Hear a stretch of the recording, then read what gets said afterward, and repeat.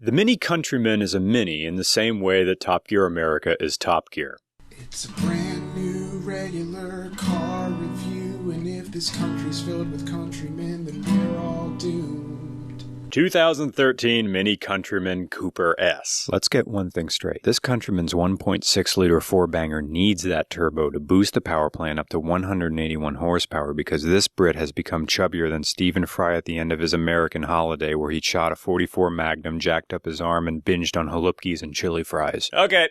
Elephant in the room. The owner of this Countryman is a construction inspector. That's what that light is all about. Explaining the Countryman is fruitless if we don't first recap the Mini's history. The original Mini is the result of the fuel shortage caused by the Suez Crisis in 1956. Petrol was rationed in the UK and sales of large cars slumped like a promising semi going flaccid. And the Mini thrived in that environment and beget many mulatto children, the result of style and economy frantically copulating. It was that overproductive womb that birthed this Countryman and left a trailing sun-bleached umbilical cord that, nearly 5 decades later, still has not been completely cut. Ooh, tradition! Great Britain! Oh, so British. Even in its new Lane Bryant clothes, the Mini Countryman is still trying to give a Johnny Rotten middle finger to convention by cramming its turbo in a place where no one can service it. In spite of its prepackaged punk appearance, which includes a bonnet that envelops the headlamps, the Countryman is still conservative at heart and wants to sit you down in the study and tell you all about the war and how we went through food rationing, you know. So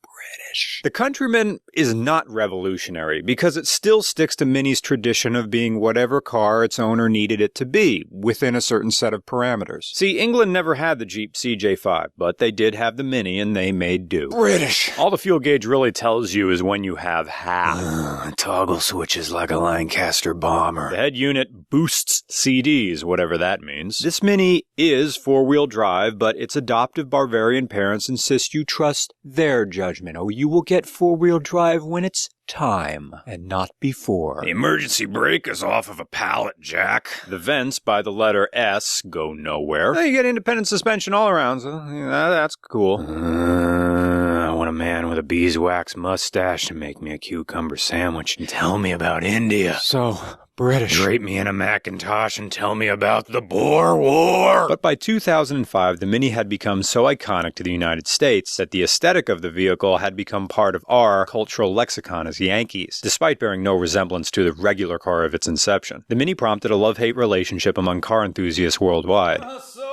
It seemed that there would be no more middle ground for perception on the Mini. Either it was an important step in the history of automotive evolution, or it was the stubborn zit that arose when the auto industry forgot to wash its face after World War II. Its doubters were quick to point out that the car enjoys a privileged position over safety, reliability, and compelling functionality, while the car's defenders clung tight to its legend, like passive-aggressive lovers locked in a mutual delusion about the validity of their relationship. The 2013 Mini Countryman Cooper S serves as a trophy to the inertia of its owners. Even as print journalism, record stores, bookshops, and the American mall die by the wayside, the Mini endures like the skin-tight skeleton we've come to call Keith Richards.